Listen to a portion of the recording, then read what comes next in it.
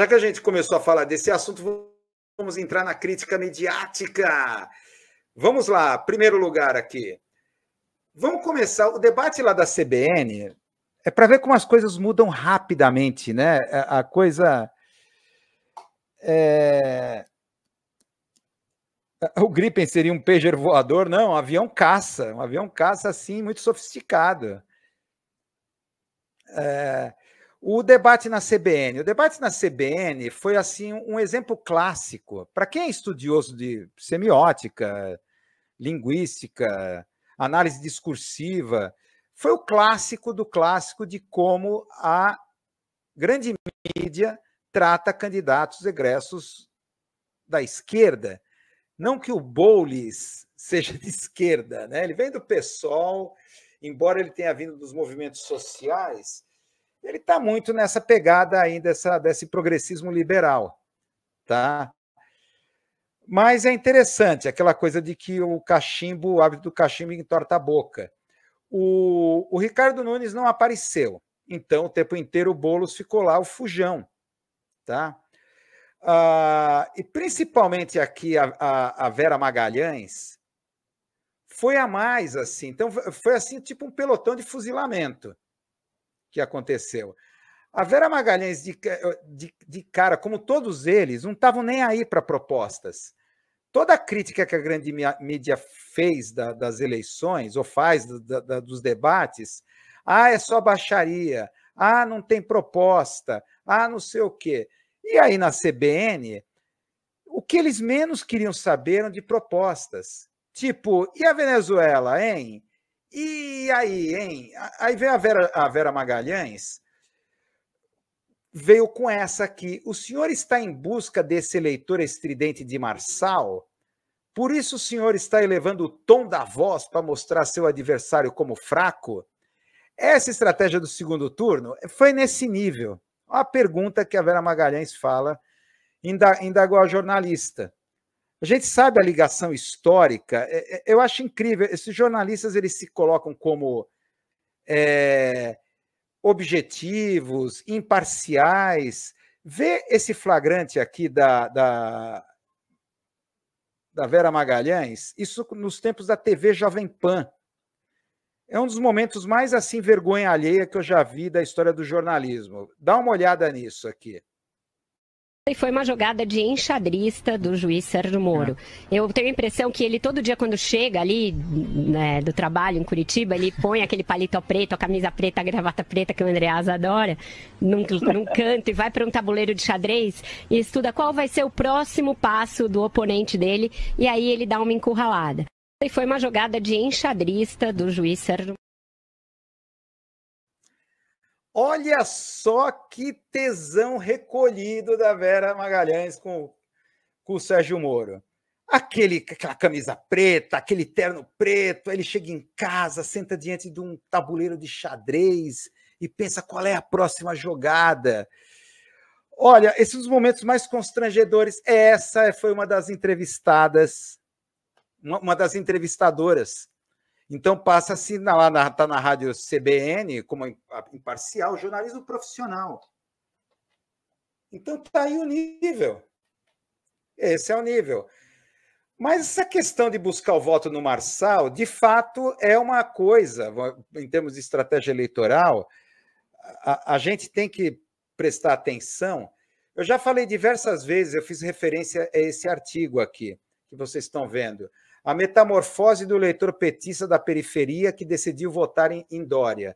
Essa é a matéria do El País. Tá? Isso foi em 2016. O Dória venceu o Haddad não conseguiu a reeleição com aquela onda do pânico moral da Lava Jato, né? Tudo aquilo que estava acontecendo, não ia... Realmente o Haddad não tinha a menor chance. Então, moradores do extremo leste de São Paulo apoiam o novo prefeito, mas não confiariam em outros nomes da legenda tucana. No final dessa matéria, ou durante a matéria, tem várias entrevistas com pessoas ali da periferia que estão nessa oficina de bicicleta que vocês estão vendo aí. O Domingos dos Santos Araújo, um gráfico de 65 anos, ele fala o seguinte: mas é só mais uma coisinha e não voto mais em ninguém, nem a minha família, ressalta ele, que diz que votou no PT a vida toda. Aí ele fala o seguinte: agora votei no Dória, pelo histórico dele, por ele ter começado de baixo como Lula. Aí ele termina: ele é um trabalhador e convenceu a classe trabalhadora. Haddad só cuidou dos ricos. Essa foi a visão dele, ou a matéria faz esse retrato, essa fotografia da periferia naquele momento, como o voto não é ideológico. Esmagadora maioria dos eleitores, o voto não é ideológico. Então, olha, eu votei no Dória porque ele é um cara que veio de baixo, assim como o Lula. Então, é a questão aqui que a bacia dos votos do Marçal é enorme. E tem que buscar, sim.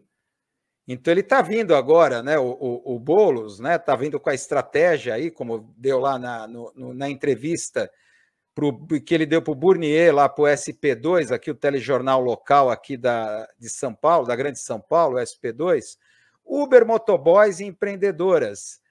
Na Globo, Boulos mira eleitorado de Marçal. Essa é uma leitura que é conhecida, tá? O voto não é ideológico. Não é aquela coisa, mas ninguém, Marçal, como um cara que votou no Marçal vai poder votar no Boulos? Sim, pessoas que votaram no Lula em todas as eleições, de repente votaram no Dória na periferia. Como nessa matéria sensacional, eu recomendo vocês buscarem na internet, do El País. Então, é uma questão de sobrevivência. Então, ele está buscando os votos aí, a maneira de se comunicar com esse pessoal precarizado, tá?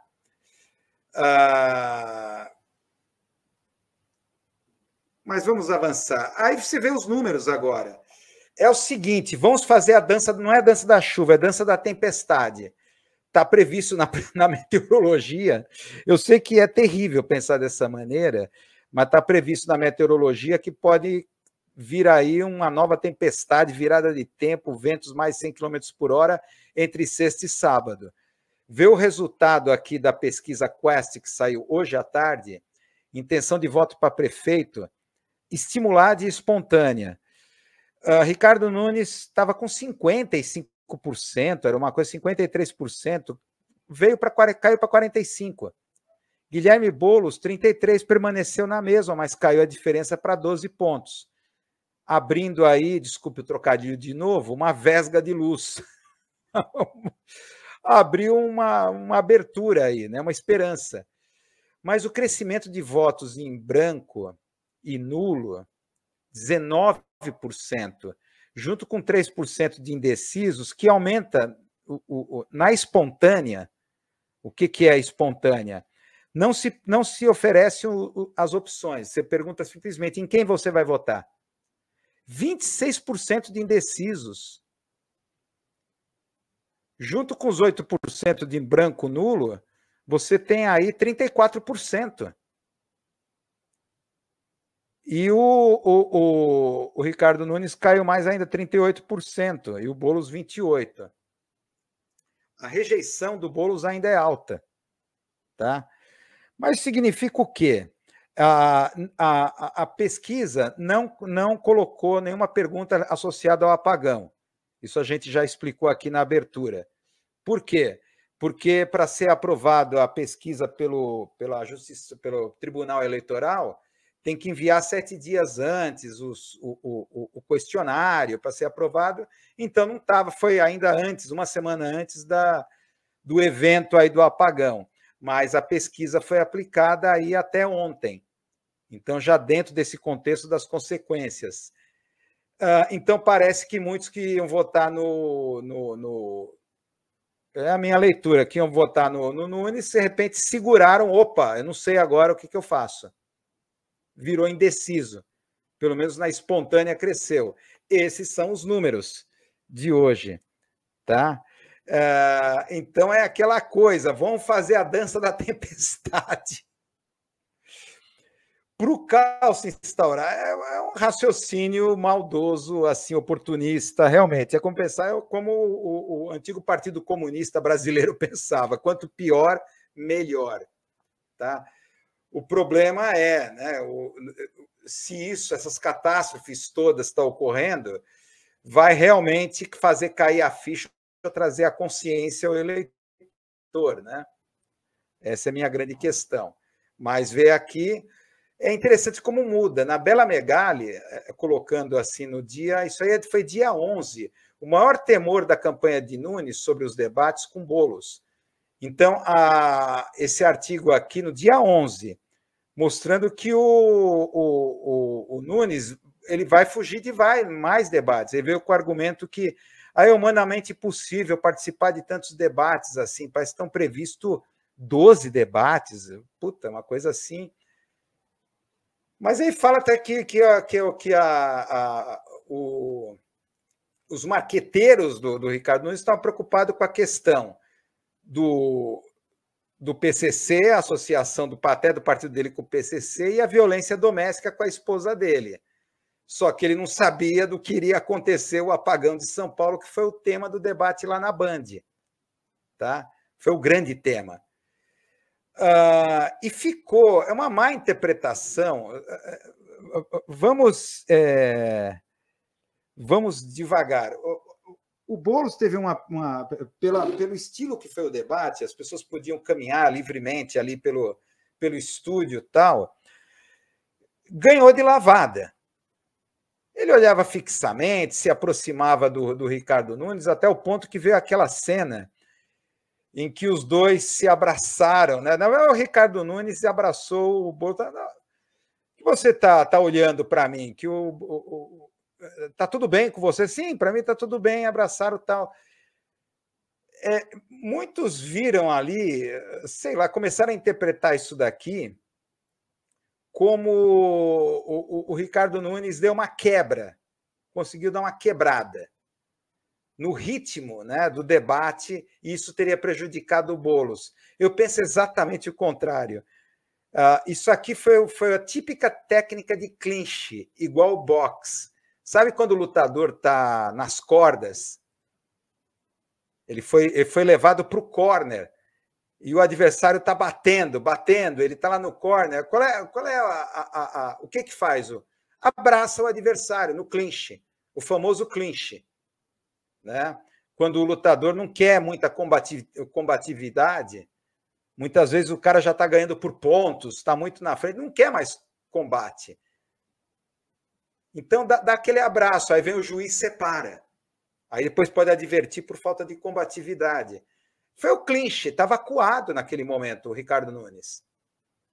Tá? E o Boulos foi bem assertivo e explorou bem essa questão do apagão. É claro que vem todo o arsenal da mídia para hipernormalizar. Tá? Só antes de falar da hipernormalização, o lavajatista do Josias de Souza me vem com essa manchete: Nunes perde, mas derrota Boulos no debate da Band. Como assim? Para ver como assim, é uma coisa tautista. Eles simplesmente não querem negar a realidade. É um processo de negação. Como o Nunes perdeu, mas ganhou. Então ele veio com um argumento de que, na verdade, por um lado, o Nunes foi derrotado não pelo Boulos, mas pelo apagão. Foi o argumento dele. Ele foi derrotado pelo apagão. Aqui o Fábio Santos está falando do clinch. O clinch é bem aquela coisa. Foi típico para quem... eu até certo ponto da minha vida eu curtia boxe, né? Ver luta de boxe é interessante pela estratégia, tal. Não é essas coisas de MMA, UFC, isso é bizarro, é uma coisa fascista, né? Ainda o boxe tinha a coisa da estratégia, o balé do boxe envolveu o adversário e tal. E essa coisa do clinch você está acuado ou você está na frente. em número de pontos, não quer mais combate, então você vai lá e fica abraçando o adversário, se prendendo no adversário, esperando o juiz vir e separar. E aí vai gastando tempo. Tá? Mas isso daqui é para ver como é um processo de negação da mídia. Agora vê isso. Aí se movimentou. Entrou o processo que a culpa é a Enel. Então, de repente, o Tarcísio, para ver como a eleição aqui em São Paulo é uma coisa que vai ter repercussão nacional e tem repercussão nacional, a vitória do Ricardo Nunes está dentro do projeto do Tarcísio, a presidência para 2026. E está lá o Kassab por trás, o PSD, e o sonho da grande mídia, em particular da TV Globo, do PSD se transformar no novo PSDB, da mídia e principalmente da Catanhede, né? Que a Catanhede é viúva da massa cheirosa, dos tucanos de plumas fartas e coloridas, né?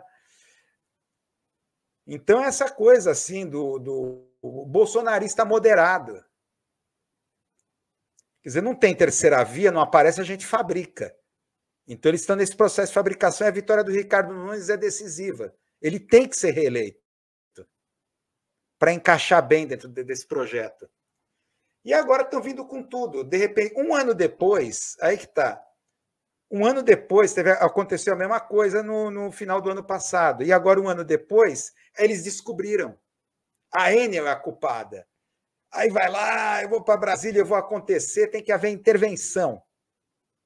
Então, de repente, levou um ano para o Tarcísio, que tem lá a agência reguladora cheia de bolsonaristas também, que participaram dessa patranha toda aí da venda aí da Eletropaulo, depois agora para... E mais, a Enel 30% dela é estatal, o que é mais bizarro ainda. É estatal italiana, 30% dela. Então, é irônico isso, porque privatizam para quem? Para uma estatal. 30% do capital da Enel é do governo italiano. O governo italiano fascista, da Meloni. Então, as coisas começam a se cruzar aí. Então, tá aí, levou um ano. Agora o Tarcisão entrou na jogada, reuniu os prefeitos, entraram com os prefeitos da região metropolitana aqui de São Paulo para federalizar o problema. Eles querem federalizar. É problema federal, não é municipal. Ricardo Nunes é apenas uma vítima. E é claro que aí entra a grande mídia, vem com esse clichêzão, jogo de empurra. Jogo de empurra é o grande clichê que a grande mídia está usando. Queda de braços e jogo de empurra. Tipo, municipal joga para o estadual para o federal joga para a agência reguladora, e a agência reguladora entrega para a municipal. Então, tipo assim, é aquela coisa que ninguém tem razão, sabe? Para diluir o problema. É jogo de empurra. Tá? Jogo de empurra. Esse é o grande clichê que a mídia, observem, que a mídia está utilizando. E nesse jogo de empurra, quem perde é o povo de São Paulo. É o discurso pronto que eles têm. Aí, o outro discurso tá vendo? É porque são políticos, porque não é técnico.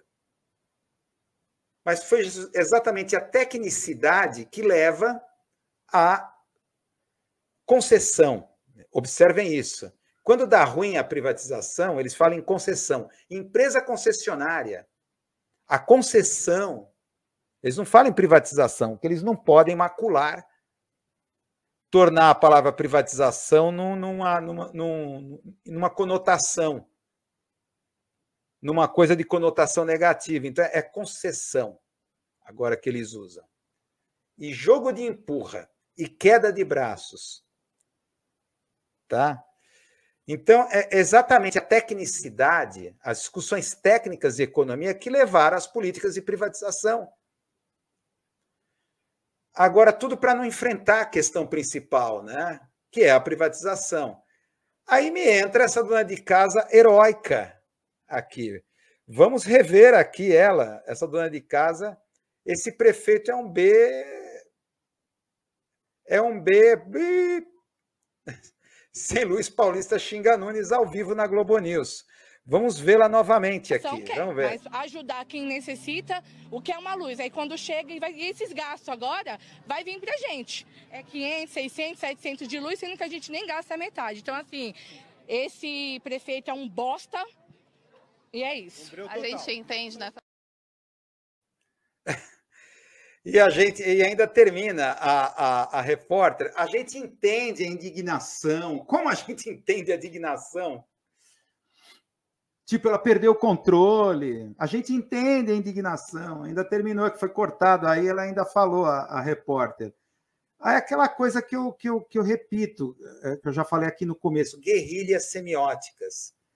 Esses links ao vivo, nesse conceito que a alt-right criou para a política, essa estratégia de comunicação, política é criar acontecimentos, é alopragem política.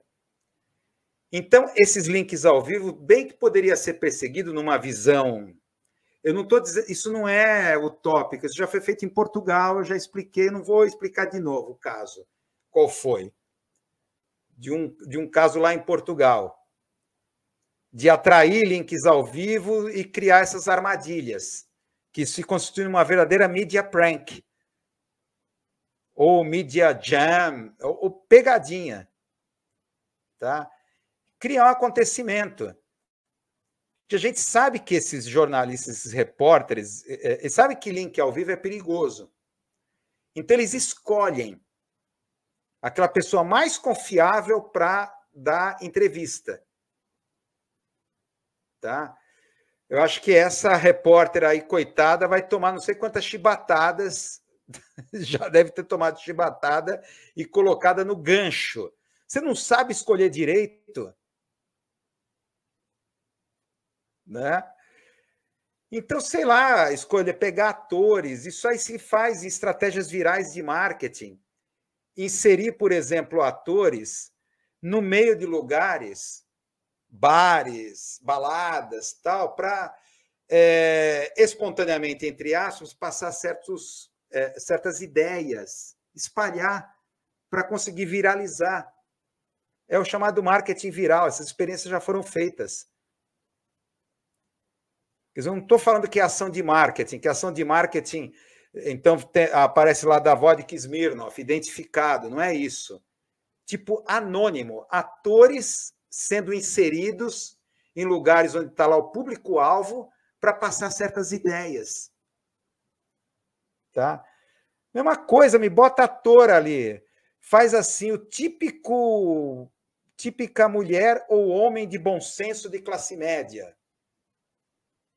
Indignado com os políticos, constrói esse personagem, chega lá, consegue a simpatia do repórter, e chega lá ao vivo e fala o que tem que falar. Sabe? Criar acontecimento. Mas é claro que isso, você falar essas coisas aqui é... E aí você vê o processo de deterioração total que a gente está acompanhando, né? As denúncias de que cobrança de propina já. Vem o cara da Eletropaulo, lá os técnicos, o caminhãozinho da Eletropaulo, da Enel. Olha, não vai dar para a gente fazer agora, mas se você deixar um café aí, um cafezinho para a gente, cafezinho de R$500. Deixar um cafezinho para a gente aí, a gente resolve agora. Esse processo de deterioração, quer dizer, você vê, é um pessoal, o que a Enel faz? Terceiriza. Isso é típica situação de terceirização. O que faz essas empresas? Tá? O que elas fazem? Elas procuram essas patranhas em países como o Brasil. Empresas estatais que tiveram grande investimento público em infraestrutura, como, por exemplo, distribuição elétrica, está lá toda a infra pronta. Aí assume sob a promessa, não, vamos investir, vamos fazer isso, vamos fazer aquilo. A ideia, o que é? Aumentar o dividendo dos acionistas a curtíssimo prazo. Como se faz isso? Enxugando custos. Enxugando custos como? Em primeiro lugar, demitindo um monte de gente. É um modus operandi. Aí as ações vão lá para cima, porque está aumentando os dividendos para os acionistas. Bomba a ação. Por isso que bolsa de valores é completamente desconectada da realidade. Você vê, bombou, caiu, não tem nada a ver, tem a ver com esses movimentos especulativos. A única coisa que eles investem bastante é marketing, é imagem, é publicidade. E aí manda um monte de gente embora e terceiriza. Aí parece gente que não conhece ali o cotidiano, não está... E o que é mais impressionante nessas matérias da mídia, cadê o sindicato dos eletricitários? Você não ouve a voz, eu pelo menos não consegui ver. Cadê a voz do sindicato dos eletricitários? Eles vão atrás das estatísticas de quantas demissões, admissões a Enel fez, nas próprias informações da Enel. Não pode dar pala para sindicato, né? Porque justamente foi privatizado para não ter sindicato, para não ter essa porra de sindicato que pega no pé, então terceiriza tudo. Agora, aí o que acontece? O pessoal sai na rua indignado como essa senhora, com essa indignação santa dos profetas, pode-se dizer. O que acontece? Pronto, não vê o caminhão da Enel, mas a polícia aparece rapidinho. E não é são várias viaturas da polícia. Protesto tem bloqueio de rua e ação da PM na Zona Sul. Eles aparecem rapidinho. Tá? Então, isso daqui é sintomático. É o projeto... Lugares assim como aqui São Paulo ou lá em Porto Alegre são laboratórios desse Brave New World, esse admirável mundo novo. O que é? A construção do Estado mínimo, o Estado reduzido ao seu mínimo, que é, qual seja, a função repressiva. A função repressiva. Então está lá a população indignada, fechou a rua, botou fogo lá em pneu para protesto, a polícia aparece rapidinho.